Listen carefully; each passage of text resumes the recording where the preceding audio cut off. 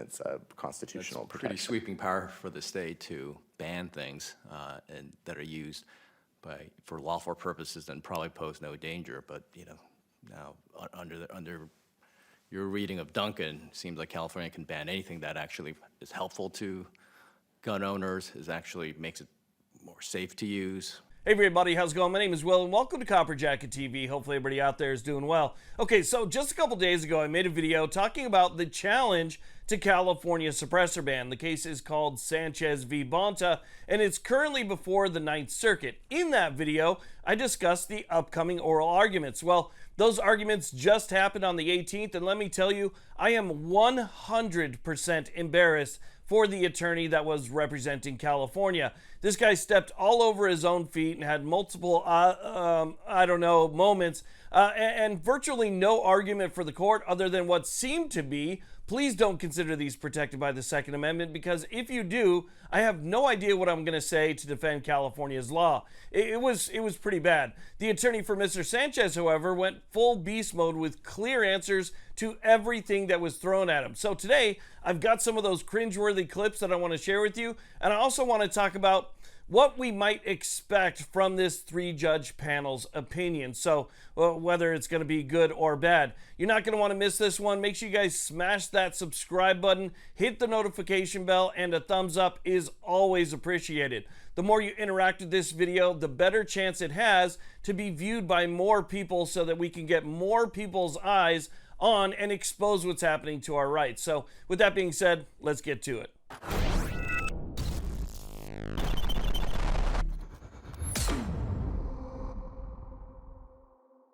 It seems like the state can justify taking and banning virtually anything related to guns because on the theoretical notion that a criminal can also use this and may help the criminal, even if there's almost no instances of it, then the state can ban it. I'm not.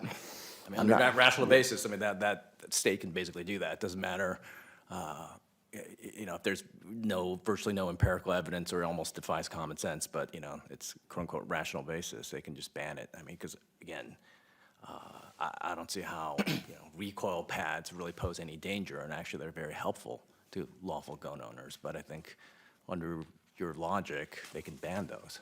Okay, so just in case you're not aware, Sanchez v. Bonta is a case that challenges California's outright ban on suppressors. Even if the NFA were to disappear tomorrow, they would still be banned in California. So what the state is arguing here is that because they're not, and I'm quoting, weapons, they don't get constitutional protections because in their view, the plain text of the Second Amendment isn't even implicated. And under that mindset, they can outright ban their possession.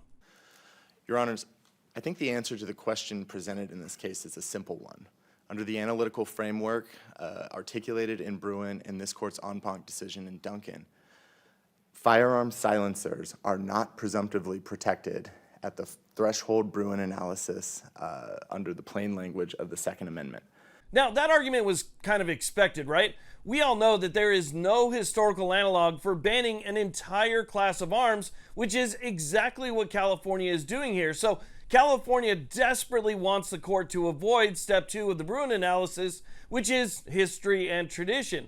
Now, while I was watching this, I noticed a huge gotcha moment where the attorney for California not only admitted that they are rarely used in crime, but the dude also mentioned that they can still be banned like magazines in California because even though magazines, and he actually said this, are in common use and also rarely used in crime, the state still got away with banning them. Is there any indication that suppressors are actually used for criminal purposes or it enhances criminal purposes? I think it is rare, to be sure. There are instances where suppressors have been used in criminal situations.